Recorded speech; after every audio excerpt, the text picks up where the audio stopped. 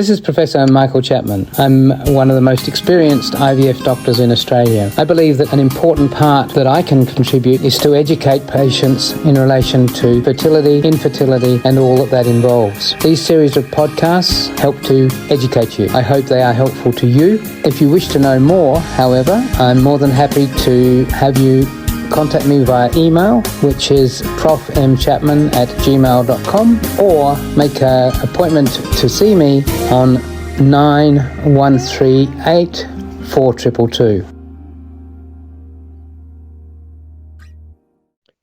Prof, we have a question live, two questions actually. One of them says, what vitamins and supplements do you recommend to boost egg quality? Okay, so being healthy is number one, and being healthy means have a good balanced diet: fish, meat, eggs, vegetables, and you'll get all the vitamins that you need except for folic acid. Folic acid for pregnancy is very important. There's an issue called spina bifida, damage to the spine of the baby, which is caused by deficient folic acid. So taking folic acid is important when you're thinking about getting pregnant. Does it change your pregnancy outcome? No.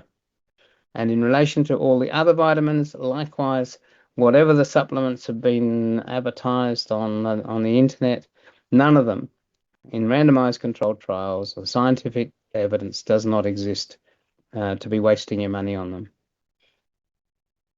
Question from Jen, Prof. When do you raise donor eggs or sperm as a practical next step, and how do you support patients through that decision? Okay. All right. So, let's start with, let's talk about donor sperm to start with. Who needs donor sperm?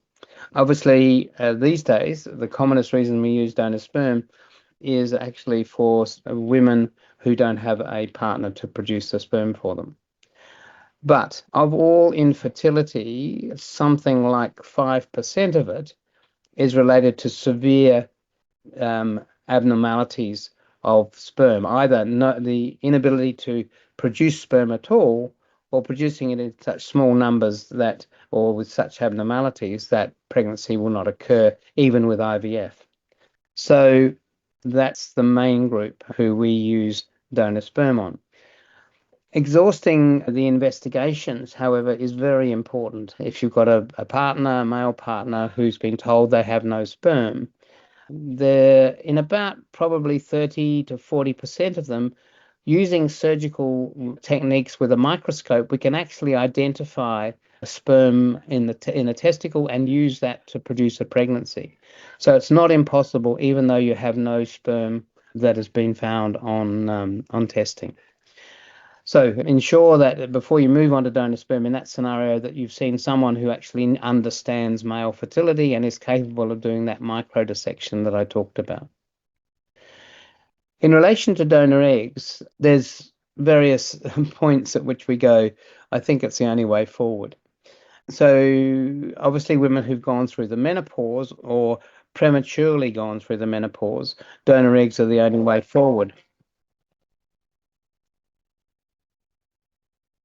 So when are donor eggs suggested by the specialist? Well, so we start with women who've been through the menopause, particularly women in the younger age groups where it's unusual, but you can get premature ovarian insufficiency, and the only way forward for them is going to be using donor eggs. The second group are women, and these are usually women in their 40s who have been through cycles of stimulation with the hope of finding some eggs. Those eggs might be of poor quality because of their age and relatively few in number. And so after a couple of goes, we would probably be suggesting moving on to doing using the donor egg programs that we have. It's a big step, and for many women, in fact, faced with it, they decide not to do it. They'd prefer not to have genetically a child that had genetics that weren't their own. But increasingly, it has become acceptable, and we're treating quite a few patients with donor eggs. Prof, And don't forget that you can access all the previous episodes by going to our website www.theivfjourney.com and select IVF Journey podcast from the navigation menu.